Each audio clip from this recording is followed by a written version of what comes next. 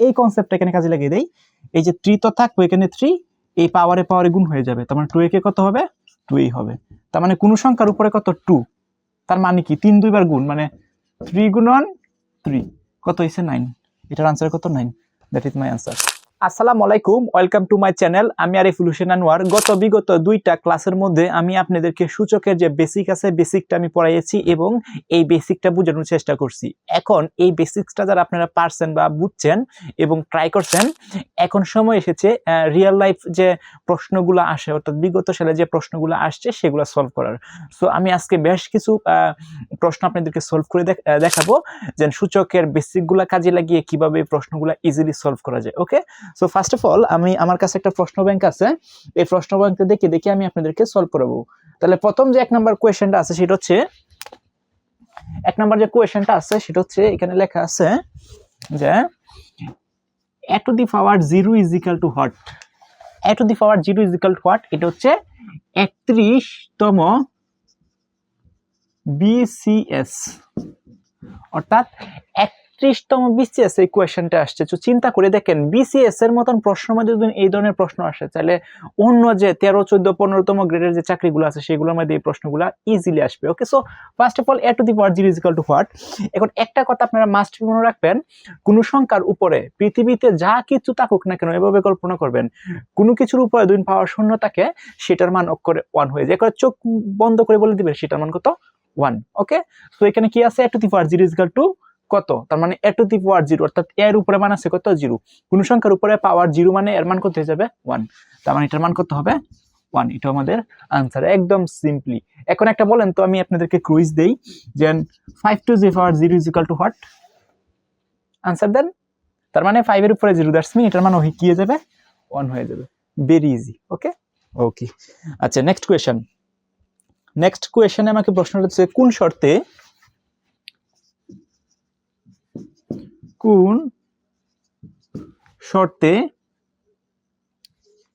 a to the power 0 is equal to 1 হবে? কোন শর্তে a to the power 0 is equal to 1 হবে? এখন এই যে কোন শর্তে, এই প্রশ্নটা তো অনেক চাকরি পরীক্ষায় অনেক সময় চাইছে। এটা আপনাকে সলভ করার জন্য আপনার একটা কন্ডিশন মনে রাখবেন, কোন সংখ্যার উপরে পাওয়ার 0 থাকলে মান কত হয়ে যায় 1, সেটা তো আপনারা জানেন।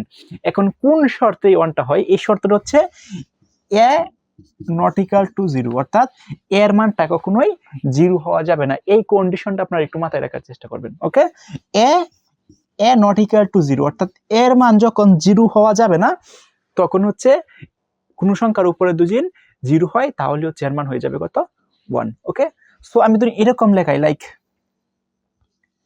0 পাওয়ার উপরে 0, এর মান কি 1 হবে? হবে না, কারণ এই শর্ত বলতেছে যে এর মানটা কখনোই 0 হওয়া যাবে না। ঠিক আছে, ওকে। আচ্ছা নেক্সট কোয়েশ্চেন। এটা আমি একটু মুছে দেই, তাহলে বুঝতে আরো ইজি হবে। ওকে ওকে, নেক্সট কোয়েশ্চেনটা আসছে হচ্ছে, আইন ও বিচার সংসদ মন্ত্রণালয়ে 70 পাওয়ার 0 is equal to কত? হোয়াট? আপনারা আনসার করেন। এটা হলো সংসদ মন্ত্রণালয়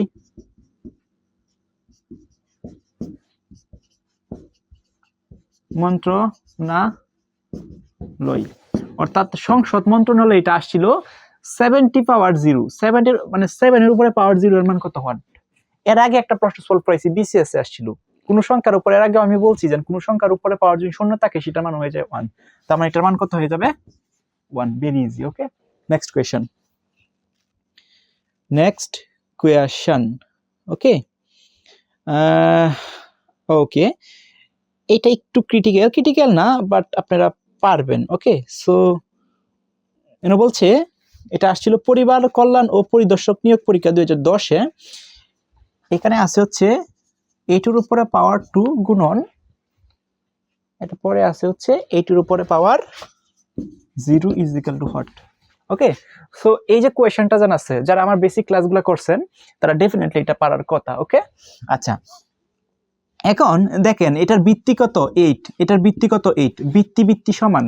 যদি ভিত্তি সমান থাকে আমরা একটা ভিত্তি নিলাম, তার মানে আমরা নিলাম কত 8। মাঝখানে যদি গুণ থাকে, পাওয়ার গুলো কি হয় পাওয়ারগুলো যোগ হয় সেটা তো আমরা জানেন। এই যে আপনারা যেন এটা সূত্র শিখাইছিলাম আপনাদেরকে, এই যে a to the power m গুণন a to the power n is equal to a to the power m plus n, অর্থাৎ মাঝখানে যদি গুণ থাকে পাওয়ারগুলো যোগ হয়ে যায়। তার মানে দেখেন এখানে এইটা আছে বৃত্তি দুটোটাই সমান, তার মানে একটা নিলাম, মাঝখানে কি আছে সম্পর্ক, কি আছে গুণ, তাহলে পাওয়ার যেগুলো আছে কি হবে, এগুলা এই পাওয়ারগুলো কি হবে, যোগ হবে। তার মানে 2 যোগ 0, তার মানে আলটিমেটলি আমার কি হইতাছে 2 এর সাথে 0 যোগ করলে কত হবে 2, তার মানে কোন সংখ্যার উপরে পাওয়ার 2, দ্যাটস মিন 8 এর উপরে কি আছে, এখানে 2 আছে, তার মানে 8 গুণন 8, তার মানে 8 কত 64, দ্যাট ইজ মাই আনসার। একদম ইজি বিষয়। ওকে, এটা তো পরিবার কল্যাণ মন্ত্রণালয়ে আসছিল 2010-এ। ওকে, আচ্ছা এটা আমি মুছে দিই। সো এই রিলেটেড যে প্রশ্নগুলো আছে এগুলো আপনারা ইজিলি সলভ করতে পারবেন যদি বেসিকটা একটু ক্লিয়ার থাকে। আমি আবার বলতেছি, আমার বেসিক ক্লাসগুলো যারা না করছেন তারা ডেফিনেটলি আমার বেসিক ক্লাসগুলো করে আসবেন, দেখবেন এই রিলেটেড প্রশ্নগুলো খুব ইজিলি আপনারা সলভ করে ফেলতে পারতেছেন। ওকে, সো নেক্সট কোয়েশ্চনটি বলতেছে, next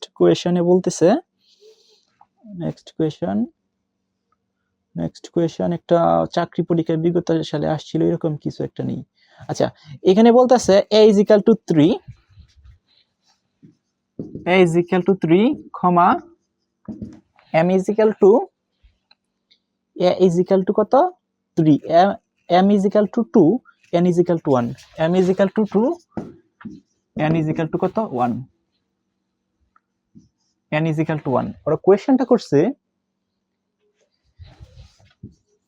a to the power m এর উপরে n is equal to what, এটা কোথায় আসছিল, এই কোয়েশ্চনটা আসছিল হচ্ছে জনশক্তি কর্মস্থান ও প্রশিক্ষণ নিয়োগ পরীক্ষা, এটা আসছিল।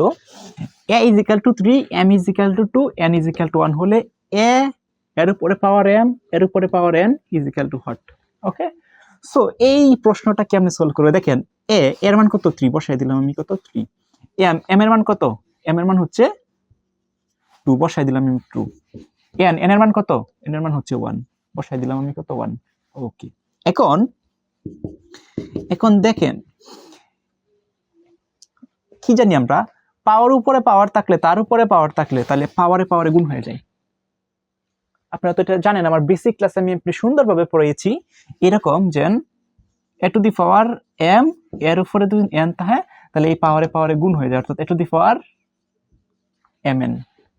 সো এই কনসেপ্টটা এখানে কাজে লাগিয়ে দেই, এই যে 3 তো থাকবে এখানে 3, এই পাওয়ারে গুণ হয়ে যাবে, তার মানে 2a কে কত হবে 2a হবে, তার মানে কোন সংখ্যার উপরে কত 2, তার মানে কি 3 দুইবার গুণ, মানে 3 গুণন 3 কত হইছে 9, এটার আনসার কত 9, দ্যাট ইজ মাই আনসার।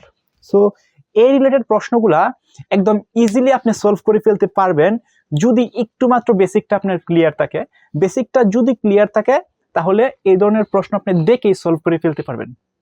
আর আমার বেসিক যে 2টা বা 3টা ক্লাস আছে, এই ক্লাসটা যদি আপনি করে আসতে পারেন তাহলে এই ধরনের প্রশ্নগুলো আপনারা সলভ করতে পারবেন একদম। এগুলো কিন্তু রিয়েল প্রজেক্ট, রিয়েল অঙ্ক যেগুলো বিগত সালে আসছে, আমি দেখে করতেছি। আপনি সূচক লগারিদমের যেন আপনার কাছে যদি কোনো বোর্ড কোয়েশ্চেন থাকে বা বোর্ড ব্যাংক থাকে বা প্রশ্ন থাকে, সেগুলো নিয়ে বসার পর দেখবেন সূচক থেকে যেন এই প্রশ্নগুলো আসে, এগুলো আসলে কঠিন কিনা। আমার ক্লাসগুলো করার পর আপনি দেখবেন আসলে কঠিন কিনা। ওকে, সো আমরা একটা কোয়েশ্চেন সলভ করি। আরেকটা কোয়েশ্চেন আমি যদি সলভ করতে চাই তাহলে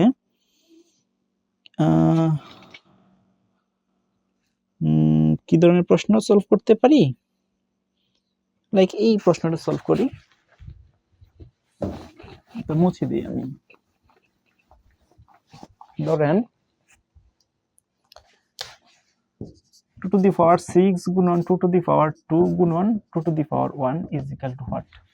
বলেন তো এটার আনসার কেমনে হবে? একদম ইজি। দেখেন পাওয়ার এখানে বৃত্তি কত আছে 2 2 2, বৃত্তি সবগুলা সেম, তার মানে আমরা কি একটা নিয়ম সম্পর্ক কি আছে, গুণ আছে, এই যে গুণ, তাহলে গুণ থাকলে এই পাওয়ারগুলো কি হয় যোগ হয়, তার মানে 6 যোগ 2 যোগ 1, তার মানে 2 to the power 6 আর 2 কত 8, 8 আর 1 কত 9, তার মানে 2 to the power 9, এটার মান কত, আমি একটু ক্যালকুলেটর প্রেস করি, 2 to the power 9 এটার মান কত? ওকে, তার মানে 2 to the power 9, that's mean 512। তার মানে এটার আনসার কত? 512, that is my answer. So এই হচ্ছে বিষয়, আপনারা বেসিক ভালো দিন ক্লিয়ার থাকে তাহলে এগুলো ইজিলি সলভ করতে পারবেন। সবার আগে বেসিক, তারপর শর্টকাট। তো শর্টকাট ডেফিনেটলি আমি আপনাদেরকে শিখাবো, তার আগে আপনার মাস্ট বি, আমি আবারও বলতেছি, বেসিকটা ক্লিয়ার থাকতেই হবে। শর্টকাট করার অনেক সময় আছে, সময় থাকার আগে বেসিকটা আপনার জানতে হবে, তারপর শর্টকাটে যেতে হবে। তো সবাই ভালো থাকেন, সুস্থ থাকেন, and stay connected with me.